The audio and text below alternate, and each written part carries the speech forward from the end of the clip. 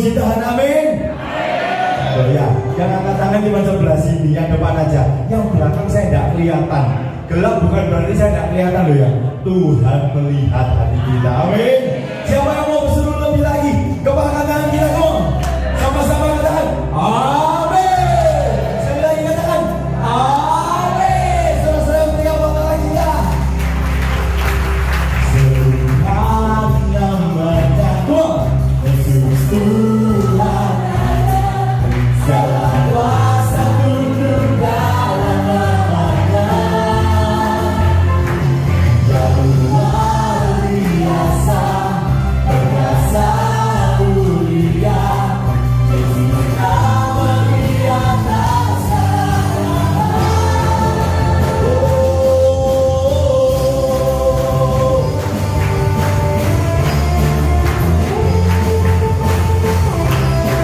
Mari sore hari ini sama-sama surga. Katakan, Tuhanku maha besar, Tuhanku maha kuasa, Raja segala raja. Dia takkan memuliakan, dia takkan berkalahnya, dia hidup dan berkuasa.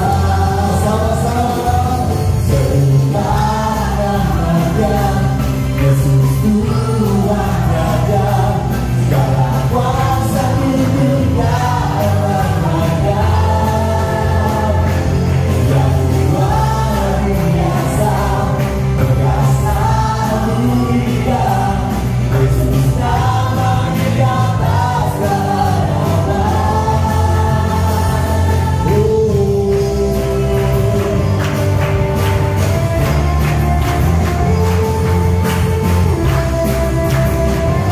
Boleh semua lagi juga katakan, Tuhanku, Tuhanku maha besar, Tuhanku maha kuasa, Raja segala raja. Dia takkan tergoyahkan, dia takkan terkalahkan, dia hidup dan berkuasa. Serukan namanya Yesus Tuhan Raja. Segala kuasa tunduk dalam namanya. Yang luar biasa, perkasa mulia.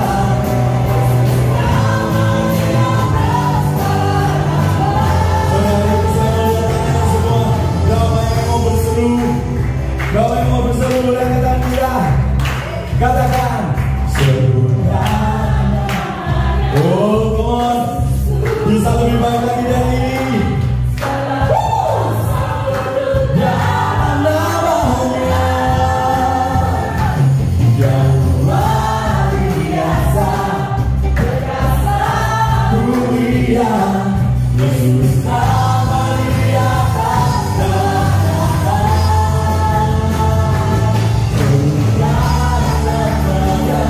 Yesus Tuhan Raja. Kuasa tunduk dalam namanya.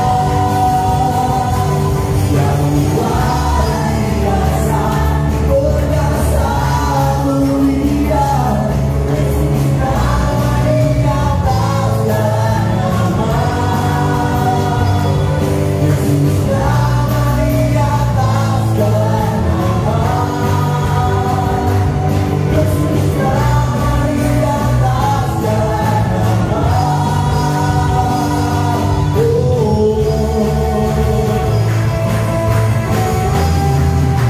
Saudara-saudara yang mulia, haleluya.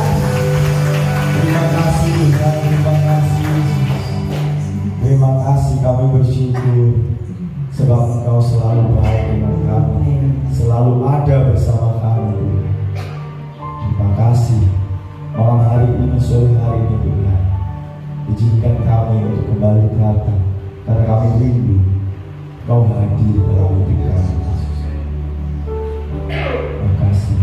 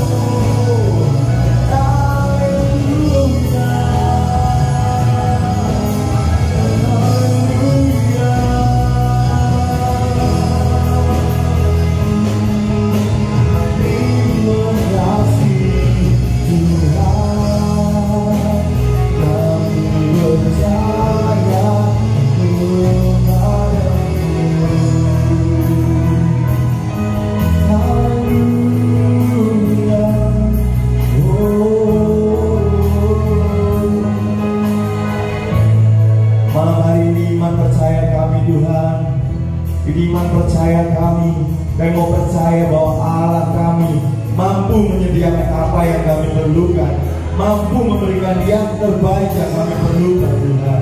Malam hari ini, mari Bapak Ibu jangan tertuduh kalah. Kau bukan diciptakan sebagai orang yang kalah, tapi kita diciptakan lebih dari kebenaran. Oleh sebab itu, mari sama-sama angkat tanganmu sekali lagi. Mari sembah Tuhan. Ungkapkan semua yang ingin kau katakan.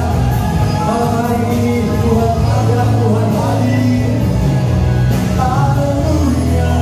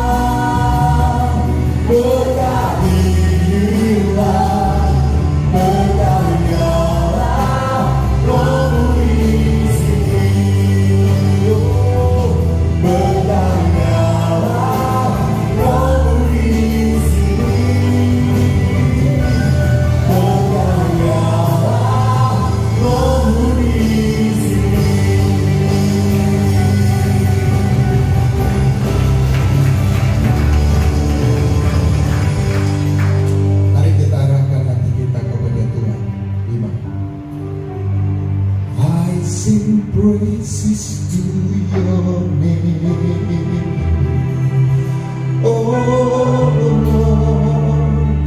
praises to your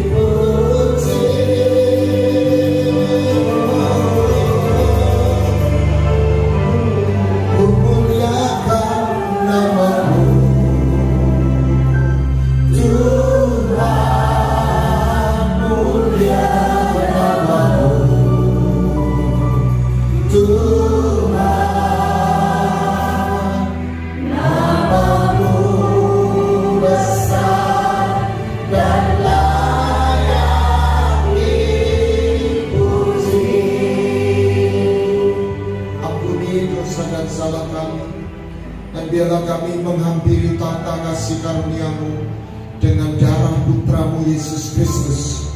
Ampuni dosa dan salah kami, dan biarlah kami memohon perdamaian, dan kami boleh menaikkan permohonan di hadapan-Mu. Kiranya rahmat anugerah-Mu menyertai kami. Kiranya Engkau sendiri menarik melawat umat-Mu pada malam ini, yang memohon, yang berseru. Engkau dengar, Kau ulurkan tangan-Mu, yang sakit Kau sembuhkan, yang lemah Kau kuatkan, yang susah Kau hibur, dalam nama Tuhan Yesus. Saya tidak katakan amin, berarti Bapak Ibu tetap dalam doa. Silakan pelan-pelan duduk. Tuhan Yesus memberkati. Mainkan itu dengan film. Tadi waktu kita nyembah nyanyi, saya diberi ayat. Jadi saya tadi tekan-tekan handphone saya bukan untuk mainan, tetapi saya mencatat beberapa ayat yang Tuhan taruh tadi. Saudara, ya, umat Tuhan itu dipanggil bukan hanya menjadi jemaat sebuah kepercayaan, sudah diselamatkan, tetapi Dia begitu mengasihi kita, jadi Dia berperkara dengan kita secara pribadi, satu demi satu. Anda ini bukan mass product, tetapi begitu unik dan personal di hadapan Tuhan. Masukkan dalam hati pikiran kita. Dan ketika saya belajar tentang kerajaan Allah, umat Tuhan itu punya dua spesifikasi, adalah imam dan raja. Itu yang disebut imamat raja. Tadi Roh Kudus taruh apa panggilan seorang imam. Malam ini saya tak cerita raja. Raja itu bicara urusan bumi. Raja itu bicara bisnis, workplace. Tetapi bukan berarti yang pendeta nggak bisa, bukan. Politikus. Tetapi seorang imam, dia adalah orang yang dikhususkan. Yang pertama, dia adalah orang yang dipanggil masuk dalam perjanjian. Dia bukan hanya orang percaya biasa. Saya berani katakan, setiap orang yang percaya Yesus adalah anak Tuhan, anak Bapa. Karena mereka yang percaya diberi kuasa menjadi anak-anak Allah. Yohanes 1:12, katakan amin. Tetapi tidak setiap anak Tuhan adalah seorang imam. Sebab imam itu adalah orang yang masuk dalam perjanjian. Dia bukan hanya percaya, dia memang masuk dalam sebuah perjanjian. Dia dikuduskan dan dia menjadi milik Tuhan. Itulah gambaran di dalam perjanjian lama dan ini. Untuk menerima pengampunan, kita kita percaya, terima Yesus mati di atas kayu salib, kita diselamatkan. Tetapi untuk masuk ke perjanjian adalah meterai, jalan masuk dua menjadi satu. Kenapa Tuhan ingin mengikat perjanjian kepada seorang yang dikasihnya adalah Anda dan saya? Karena lewat perjanjian dia boleh menyatakan gairah cintanya. Kenapa seorang pria, ini kita sudah dewasa, kenapa seorang pria menikahi seorang wanita, seorang gadis? Karena dia ingin menjadi satu, dia ingin menyatakan keintiman dengan gadis itu. Dan dia tidak bisa melakukan di luar pernikahan. Dia hanya bisa melakukan dalam pernikahan. Demikian Tuhan begitu rindu supaya Anda di dalam Dia. Dan itu jalannya adalah perjanjian. Dan untuk masuk dalam perjanjian tandanya sunat. Sunat itu dikerat, ada daging, ada darah. Ingat perjamuan kudus, Tuhan bicara, inilah tubuhku, inilah darahku. Jadi untuk masuk dalam perjanjian, dua pribadi itu menyerahkan tubuhnya dan hidupnya, darahnya. Makanya ketika seorang pria dan wanita menikah, dua-dua menyerahkan tubuhnya dan hidupnya kepada pasangan. Sehingga dikatakan mereka keduanya menjadi satu daging. Rahasia ini besar, tapi yang aku maksudkan adalah hubungan Kristus dengan jemaat. Itulah iman. Ketika Anda bersedia menjadi miliknya, bukan hanya percaya, bukan hanya ditolong, bukan hanya diberkati, menjadi miliknya, maka Anda masuk dalam perjanjian. Apa yang dilakukan ketika anak bungsu pulang ke rumah bapak? Menyembelih lembu. Itu maknanya memulihkan, memperbarui perjanjian. Dan setelah itu diberikan apa? Jubah. Makanya imam itu punya jubah. Dan imam dengan jubah dan pengurapannya, dia membawa korban persembahan. Sebentar, saya tarik mundur. Ini berikutnya, yang kedua. Bilangan pasal 8. Tadi saya ketik. Bilangan 8 ayat 6. Bilangan 8 ayat 5. Apa yang dikatakan? Apa yang harus dilakukan imam? Apa yang Tuhan mau kerjakan? Tuhan mendorong setiap anak Tuhan bukan hanya menjadi anak Tuhan, menjadi imamnya Tuhan. Terus,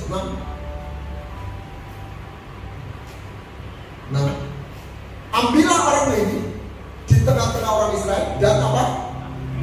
Tahirkan mereka. Anda harus ditahirkan untuk jadi imam. Makanya ada kolam pembasuhan. Itulah maknanya ketika Tuhan Yesus membasuh kakinya Petrus. Kalau engkau tidak membasuh, engkau gak bisa ambil bagian. Itu bukan bicara pengampunan keselamatan. Engkau gak bisa masuk dan menikmati pesta. Engkau gak bisa masuk ruang kudusku. Itulah makna yang sama ketika dia bicara kepada Harun dan anak-anaknya.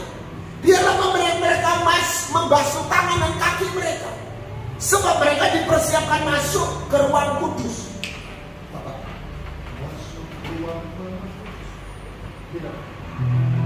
Masuk ruang Maha Kudus dengan darah anak domba. Ku masuk dengan hati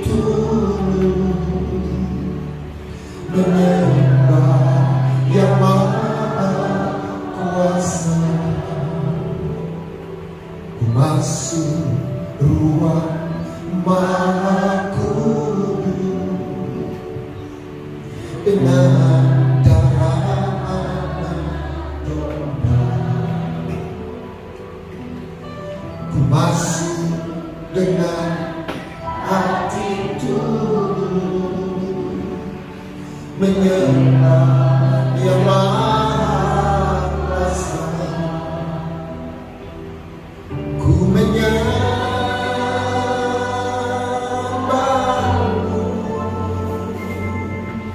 ku sembahmu,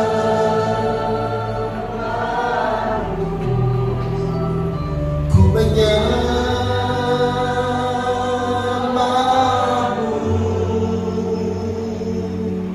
ku sembahmu. Setiap agama meminta, mendorong pengikutnya untuk menyembah, tetapi agama tidak menyediakan seorang bisa menyembah dalam roh. Hanya melalui Kristus. Engkau bukan hanya berhenti menjadi anak Tuhan, engkau menjadikan imam. Engkau ditahirkan. Dan setelah itu apa? Kita dipanggil untuk menaikkan korban persembahan. Menyembah. Membawa ukupan. Melayani pribadinya. Bukan sekedar melayani pekerjaannya. Apa yang disebut pelayanan. Engkau menyembah, engkau di rumah, di kamar, gak ada hubungannya dengan apa yang disebut pelayanan. Ketika engkau punya hidup penyembahan, engkau bawa di mimbar, maka persembahan itu akan naik.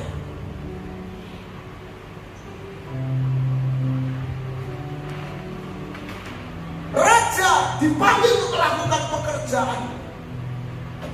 Imam dipanggil untuk melayani pribadi.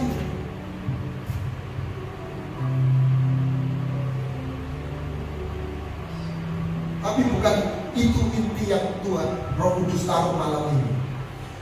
Sungguh saya nggak persiapkan tema ini. Apa yang diminta? Ini yang saya rasakan. Imam dipanggil untuk bersyafaat. Saya boleh berkata demikian. Ketika saya menyediakan diri saya bersyafaat. Apa bedanya berdoa dan bersyafaat? Setiap anak Tuhan boleh berdoa, katakan amin. Tapi tidak, atau saya balik, hanya imam yang disebut bersyafaat. Karena imam punya posisi untuk memohon. Makanya ketika bangsa itu berdosa, Musa dan Harun bersujud dan memohon pengampunan. Amin. Ketika Sodom dan Gomora akan dihancurkan, Tuhan berperkara dengan Abraham. Sehingga Lot masih selamat. Kenapa? Karena doanya Abraham. Kenapa Tuhan berperkara dan mengajak Abraham bersyafaat? Karena Abraham seorang imam. Saya mau lepas dari box. Inti seorang imam bukan karena seorang punya kartu pendeta, PDP, PDN, diaken, bukan itu. Itu sebutan. Kalau diaken masih Alkitabiah. Kalau PDT itu sebenarnya nggak ada di Alkitab. Tentu saja saya nggak arti pendeta kalau saya pendeta. Ya kan? Loh, Anda tidak percaya saya pendeta?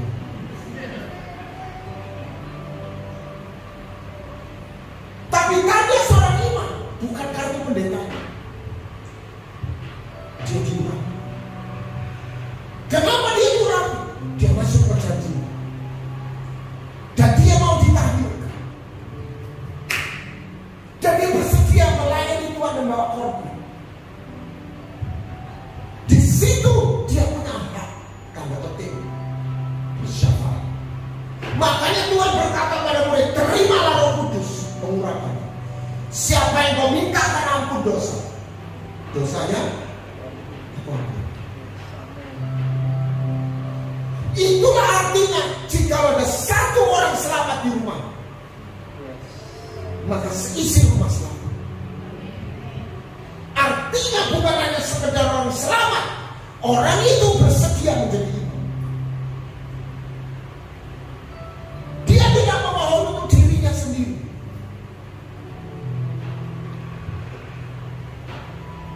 dia memohonkan seorang atau sesuatu yang Tuhan taruh dalam hatinya. Itu adalah sebuah penugasan.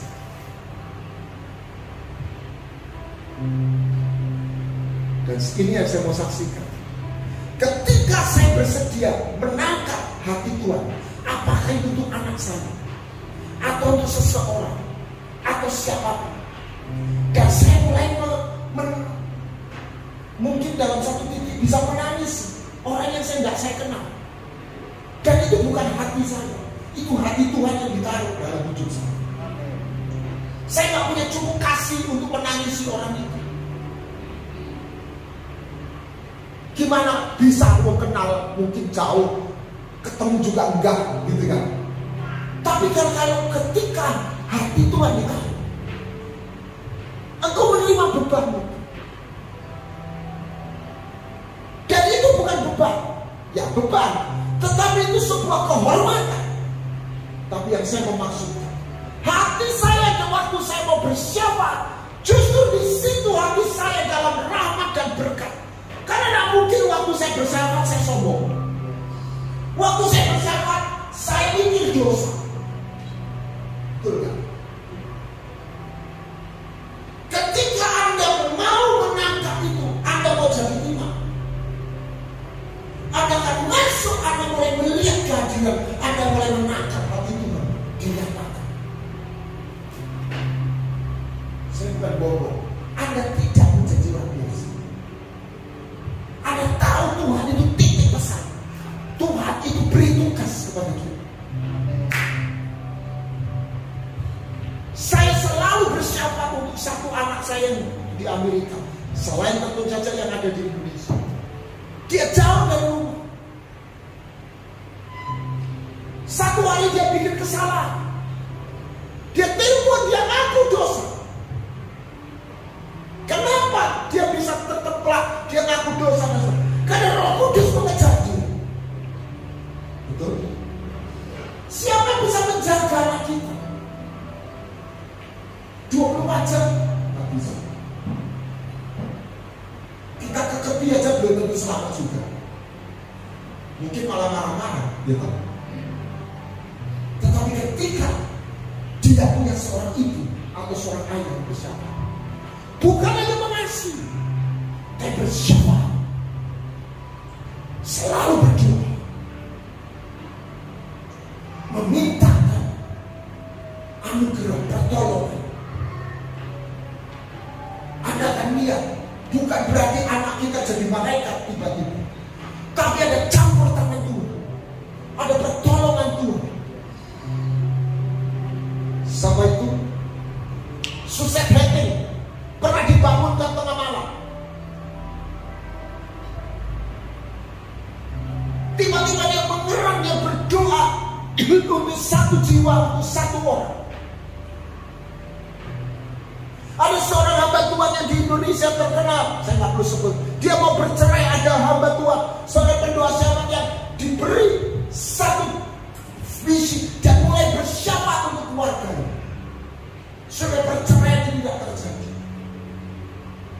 Bukan karena jasa orang ini, tapi Tuhan berperkara. Dan ketika Anda mau menjadi alatnya Tuhan, berkat Tuhan turun ke sini. Saya merasakan satu rasa perkenanan Tuhan ketika saya mau bersyafaat untuk jiwa-jiwa yang Tuhan taruh dalam hidup saya. Susah hati dibangunkan tengah malam, dia berkumpul, dia mengerak dan memintakan belas kasihan intervensi. Anda jangan pikir kemahakuasaan Tuhan itu seperti yang dibayangkan kepercayaan seberang. Tuhan itu maha kuasa dan wow ya gampang. Tidak.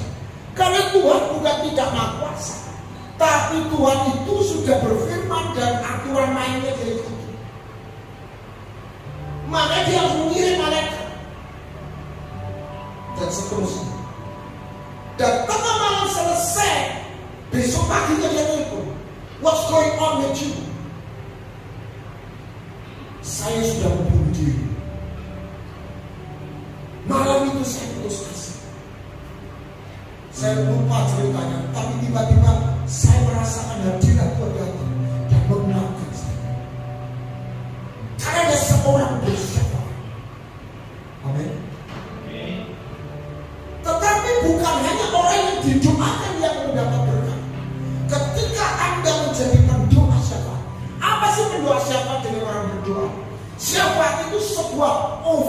prayer apa itu? Satu doa yang legal.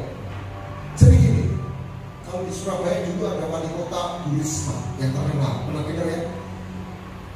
Kalau kita Pak, gubernur tolong itu beda dengan Ibu Risma memohon atas nama rakyat kepada gubernur, betul? Karena dia seorang wali kota. Setiap rakyat bisa meminta, tapi belum tentu nyampe. Beda dengan anggota DPRD yang memohon dan mengajukan. Itu official, itu punya posisi. Maka Tuhan berkata, terimalah Roh Kudus, pengurapan. Apa tanda seorang imam? Urapan itu membuat Anda diberi kekuatan untuk masuk ke sebuah dimensi surga. Boleh sama-sama nyanyinya, tapi yang satu nyanyi biasa, tapi yang satu masuk dalam hati Tuhan. Boleh sama-sama berdoa, tapi yang satu berperkara, karena dia punya posisi. Makanya ketika orang Israel itu murtad, Bilangan 16, coba dilihat. Bilangan 16, saya sudah siap. Tapi saya copy paste.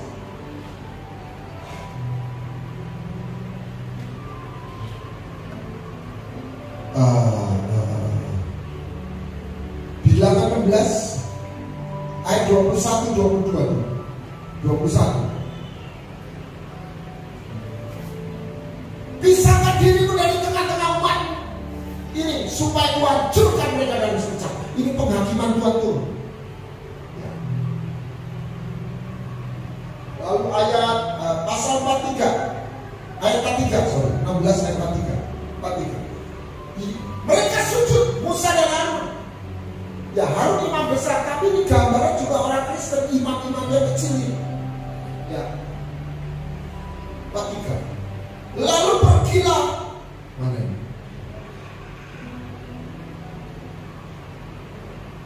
Lalu pergilah Musa dan Harun ke depan pintu perkemahan dan berfirmanlah Tuhan kepada Musa, pergilah dari tengah-tengah umat ini supaya kuhancurkan mereka dalam sekejap mata.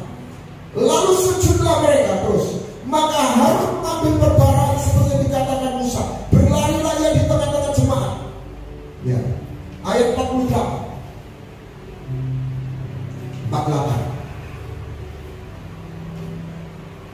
Masuk ruang kecil. Ya, jangan terlalu besar supaya bisa masuk semua. Ketika Harun berdiri di antara orang mati dan orang hidup, apa? Berhenti itu. Itulah namanya korban pendamaian. Ketika seorang ibu melihat anaknya berbuat dosa dan dia tepat sujud, Tuhan ampunilah anakku, ampunilah suami, ampunilah anak atau ayahku. Dan dia seorang yang biasa untuk menyembah Tuhan. Maka firman Tuhan berkata, aku mendengar, terimalah Roh Kudus. Siapa yang memintakan ampun dosa, aku mengampuni.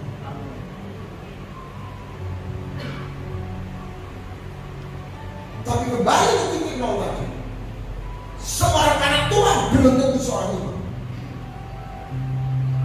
Seorang imam pasti dia seorang anak Tuhan, pasti umat Tuhan. Tapi tidak semua umat Tuhan seorang imam. Sekali lagi saya tidak bicara soal posisi. Saya bicara satu keberadaan secara roh.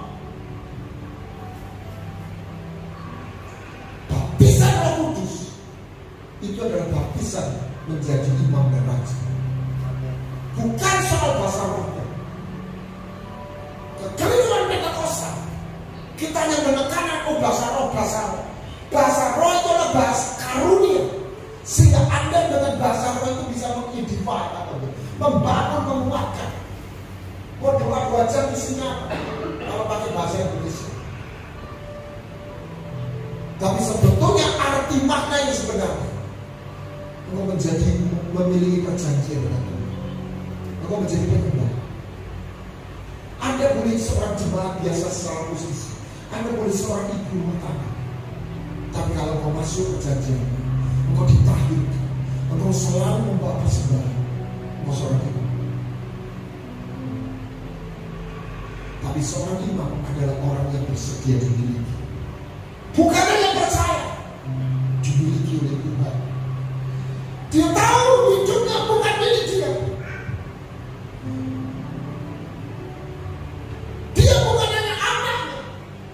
Dia dibeli, dikuduskan untuk melayani, untuk menaikkan korban, untuk persiapan membela jiwa-jiwa yang Tuhan taruh dalam hidup.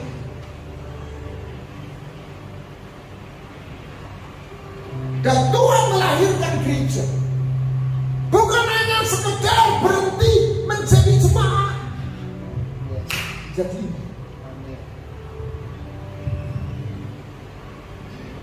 apa bedanya Saul dengan Daud? Saul hanya jadi raja, nggak pernah jadi imam.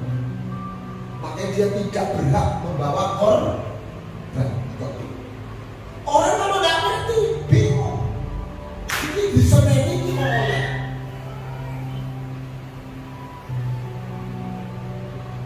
Dan waktu Daud membawa tabut perjanjian, waktu dia membawa masuk ke Yerusalem dari Silo, itu dia melakukan kesalahan karena dia hanya menari-nari, menyanyi-nyanyi, memuji-muji, tetapi tidak membawa korban sendiri. Setelah itu dia merubah dan memperbaiki. Setiap langkah dia beri korban. Anda dan saya tidak bisa berubah tanpa Anda membawa sendiri. Jangan cuma berdoa. Menyembah itu lain dengan berdoa. Menyembah itu bukan lagi agenda kita. Menyembah itu melayani Dia. Menyembah itu menaikkan permohonan bukan untuk kita, untuk apa yang Tuhan taruh dalam hati kita. Tetapi di situ hati Tuhan ditaruh. Di situ Anda tidak lagi menjadi manusia biasa. Anda akan menangkap hati Tuhan yang begitu dalam untuk jiwa-jiwa.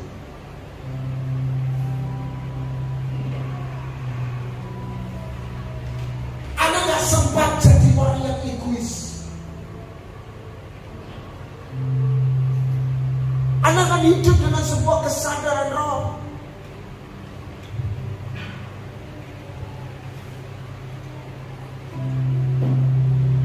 Oleh sebab itu masuklah dalam perjanjian. Tahirkan dirimu. Terimalah pengurapan. Saya tidak bicara karunia Roh Kudus. Saya bicara pengurapan untuk Anda menyembah. Untuk masuk ke Ruang Kudus dan menaikkan korban.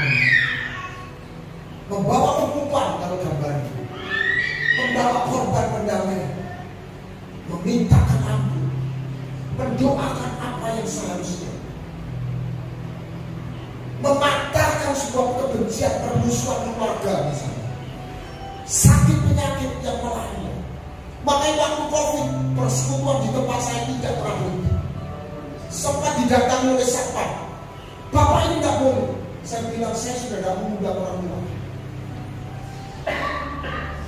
Tapi ini hanya beberapa orang. Dan kita justru berdoa untuk bangsa negara. Sebab justru waktu COVID itu ada. Justru kita harus berdoa. Tidak boleh berhenti. Cuma memang peraturan sistem itu harus taat. Atau lewat suku.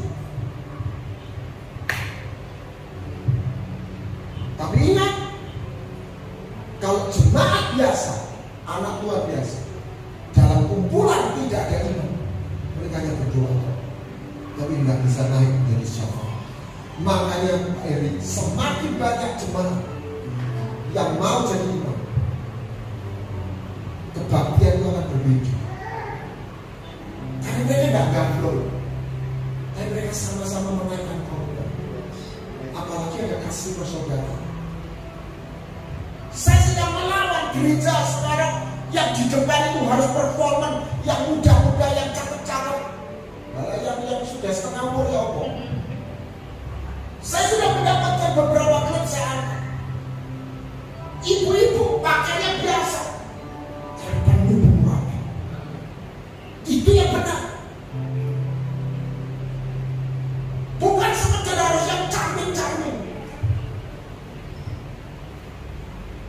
Saya khawatir beberapa ibadah itu yang kayak glamor. Itu bukan lagi sebuah doa penyembahan. Tidak lebih dari sebuah pertunjukan. Tuhan mencari penyembahan.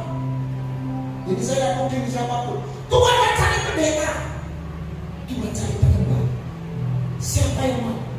Pendoa siapa? Tuhan cari orang yang membela. Kenapa dia mencurahkan penghakiman? Nggak ada orang kami yang membela. Waktu Israel murtad, soal imam-imamnya juga sudah murtad semua. Dikatakan mereka hanya mencari keuntungan dirinya sendiri. Nabi imam, nabinya bernubuat palsu. Itu yang dikatakan dari Yeremia. Penghakiman Tuhan coba ditahan, nggak bisa, karena mereka nggak bertobat, karena nggak ada imam-imam yang bersyafaat. Hari ini, apa itu gereja, apa itu keluarga, apa itu bangsa negara, percayalah mereka membutuhkan pendoa-pendoa, bukan sekedar berdoa, bersyafaat, menangkap hati Tuhan.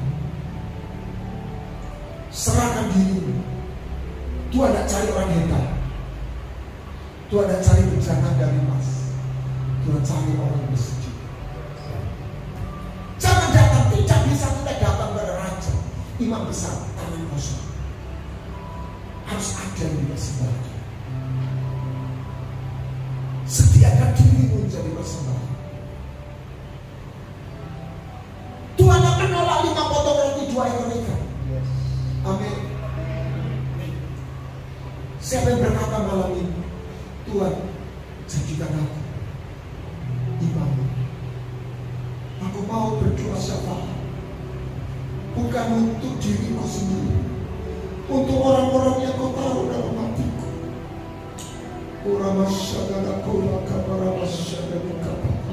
Tuhan cari penjaga, Tuhan cari partner, Tuhan mau cari curhat, orang-orang yang mau diajak bicara kepada dia.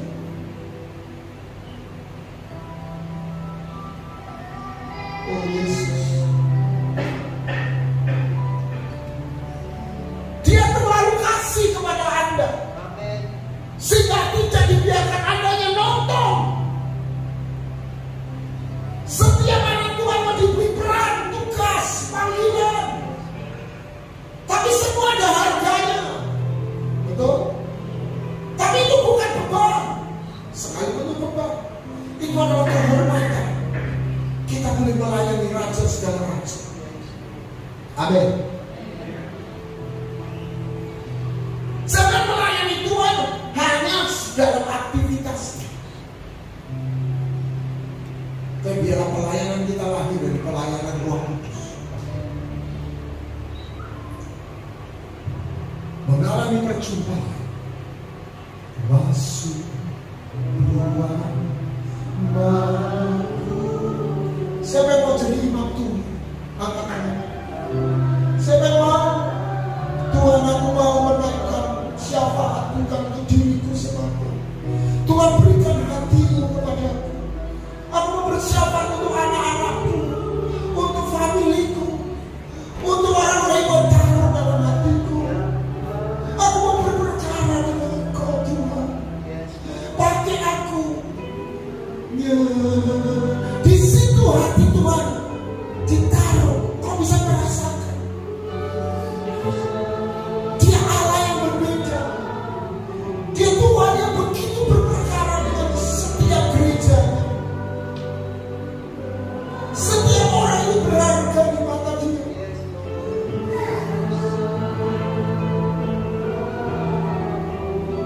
Ketika Anda datang sebagai seorang imam, maka gerejanya akan berbeda.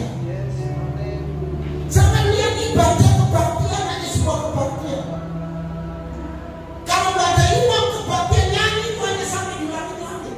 Tapi ketika Tuhan menemukan iman, dan dia punya mesbah dan punya korban, maka surga mendengar. Haleluya. Saudara bilang, hari malam ini kita menyembah dan Izinkan Tuhan menaruh orang-orang atau sesuatu atau seseorang yang Tuhan taruh dalam hatimu. Dan kalau mulai doakan. Amin.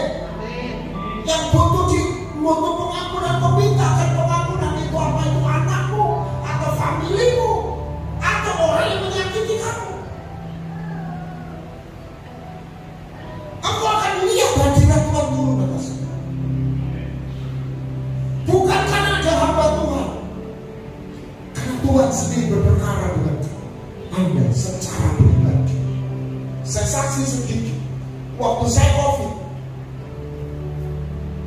saya dapat telepon dari beberapa orang yang ketakutan karena dia kena COVID atau ada yang sudah kena COVID, ada yang mertuanya meninggal, minta didoakan. Dalam posisi saya kena COVID, ya saya dengerin, saya ajak doa.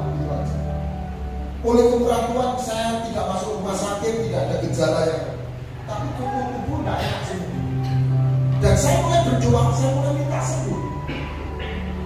Itu wajar, karena saya sakit. Tapi waktu saya nyembah, hadirat Tuhan menangkap saya dibawa masuk dalam hadirat. Apa yang terjadi? Saya berhenti berdoa buat kesembuhan saya. Tuhan taruh hatinya untuk orang-orang yang ngomong dalam kesusahan, dalam kebingungan. Saya menangisi mereka. Saya memohon belas kasihan Tuhan untuk mereka. Dan sekaligus roh siapa itu mengurapi saya. Saya berdoa untuk anak saya di luar negeri. Untuk semua. Saya tenggelam dalam hadiratnya. Saya tertidur. Tentu saja tidak harus seperti itu, tetapi itu yang saya alami. Saya terbangun, apa yang terjadi? Saya disembuhkan.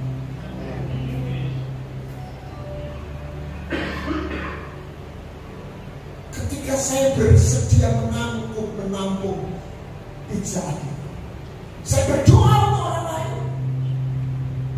Justru awalnya saya tidak sembuh. Saya berdoa untuk buat diri saya. Dan waktu hati Tuhan ditaruh dalam hati saya berhenti untuk minta sembuh. Justru saya berdoa siapa? Untuk orang lain. Tapi justru di situ Tuhan mengulurkan tangan. Ketika hadiratnya Anda tenggelam di situ, Dia tidak datang dengan tangan kosong. His blessing, peace, semuanya, kesembuhan Dia berikan. Saya boleh bersaksi berkali-kali saya disembuhkan ketika saya menyembah. Sekali lagi, siapa yang mau jadi imam Tuhan? Ini aku Tuhan. Mari kita bangkit berdiri bangkit. Berperkara dengan Tuhan, sembah Dia. Jangan datang dengan tangan hamba.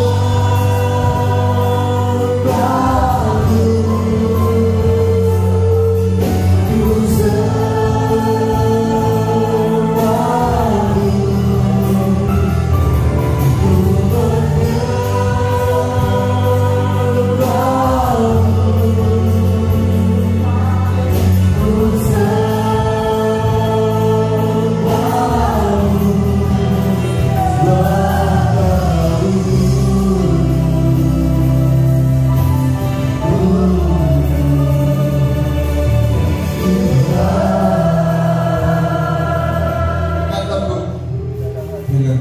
Ku menyebut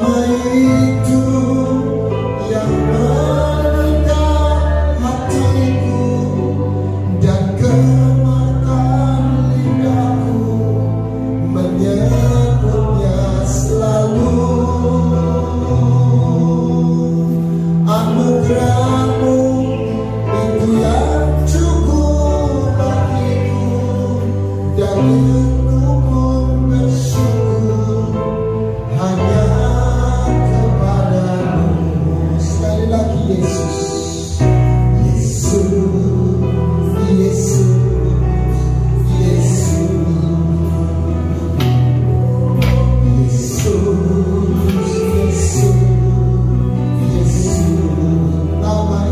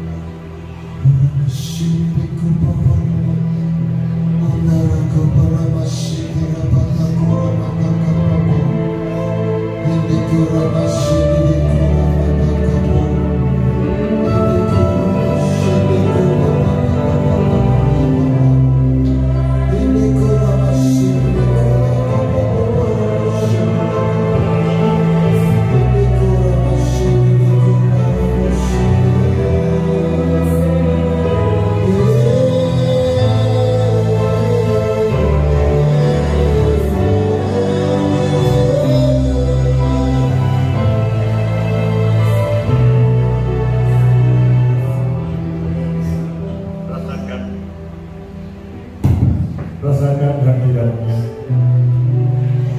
Ketika engkau menyembah Tuhan, dapatkah saudara menarik hadirat itu masuk dalam hatimu? Kami rasakan ketika penyembahan terjadi, Dia ada di tengah-tengah kita. Dia melihat keadaan jemaat, dan Dia tahu persis apa yang menjadi masalah dalam hidup saudara, apa yang menjadi beban hidupmu. Percayalah, Dia sanggup menolong saudara. Dia sanggup memberikan jalan keluar bagi setiap persoalan saudara.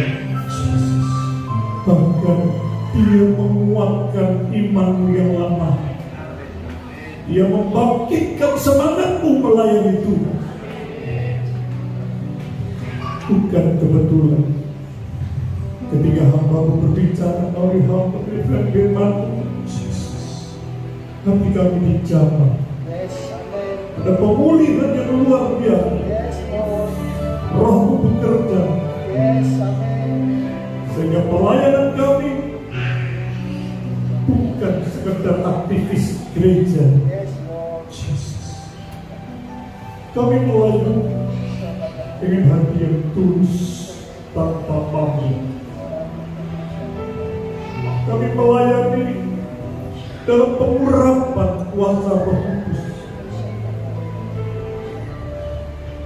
Ketika kami menyembah Engkau, Kau jadikan kami menjadi imam dalam hidup kami. Imam yang diberikan kuasa oleh Roh Kudus. Imam yang diberi kemampuan dalam menghadapi setiap persoalan. Dan percayalah pada malam hari ini, Dia masih bekerja dalam hati. Sekalipun engkau keluar dari tempat ini, Dia tinggal dalam hati saudara. Dalam nama Tuhan Yesus, kami alatkan segala doa dan permohonan kami. Haleluya. Amin. Terima kasih kepada hambanya yang sudah menyampaikan firman Tuhan. Bapak Ibu jemaat diberkati Tuhan. Terima kasih. Mungkin ada pengumuman.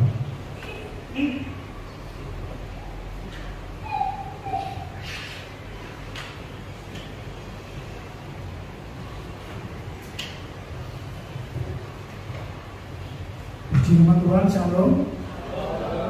Sebelum pengumuman, kami mengundang untuk tugas kolektor masuk depan. Kita akan melakukan persidangan Tuhan. Maha besar Tuhan kami yang berada dalam kerajaan surga. Kami bersyukur kalau pada sore hari ini Tuhan, kami boleh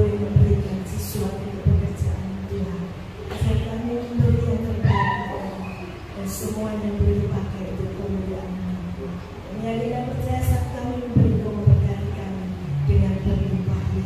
Dalam nama Yesus kami bersyukur. Amin. Amin. Pengumuman, hari Sabtu 23 Maret 2024, ibadah Akhir dimulai jam 17 atau jam 5 sore. Dan hari Minggu 24 Maret 2024, ibadah raya dimulai jam 9 pagi. Adapun para pelayan untuk hari Minggu, BL-nya Bu Eko, untuk singernya Bu Desi, Bu Lina, dan Ibu Angga. Untuk terima tamu Bapak Ibu Bob, multimedia Feli, untuk kolektan Bu Yoyo dan Mak Lina. Demikian pengumuman. Dan setelah ibadah ini sebentar kita ada latihan pujian untuk Jumat Agung dan Paskah. Kembali kami mengundang Bapak Ibu kami berdiri, kita akan sampaikan pikiran kita. Kita siapkan pikiran kita. 2, 3. God is good all the time, and all the time God is good. Tuhan Yesus memberkati. Kita akhiri pada malam. Bapa, kami mengucap syukur dan terima kasih. Kau Tuhan telah pimpin kami dari awal, pertengahan, sampai pada akhir. Sejak dari pujian dan penyembahan, Engkau hadir di tengah-tengah pujian kami. Di saat firman-Mu disampaikan, Engkau melawat seluruh jemaat Tuhan dengan urapan kuasa Roh Kudus. Jadikan kami imam untuk kami setia melayani Tuhan, bukan untuk dilihat orang lain, tetapi kami mau melayani dengan pengurapan Roh Kudus. Jadikan kami sebagai jemaat Tuhan yang mempunyai kekuatan dan kemampuan dalam menghadapi setiap persoalan. Jangan sampai iman kami menjadi lemah di saat persoalan itu tiba. Justru di saat itulah kuasa Tuhan bekerja dalam kehidupan saudara, sehingga pada malam hari yang indah ini, yang lemah dikuatkan oleh Tuhan, yang susah dihiburkan oleh Tuhan, bahkan Dia memberikan jalan keluar dalam setiap persoalan yang kita hadapi. Percayalah pada malam ini, kuasa Tuhan sudah menjamah dan menolong saudara. Mari kita angkat kedua tangan kita dalam nama Tuhan Yesus. Tuhan memberkati dan melindungi engkau. Tuhan menyinarkan wajahnya kepadamu dan memberikan engkau kasih karunia. Tuhan menghadapkan wajahnya kepadamu dan memberikan engkau damai sejahtera. Jemaat Tuhan yang kekasih, pulanglah ke rumah saudara masing-masing dengan membawa berkat, damai sejahtera, masa depan yang penuh pengharapan, mulai malam ini sampai Tuhan datang kedua kalinya. Yang percaya katakan amin.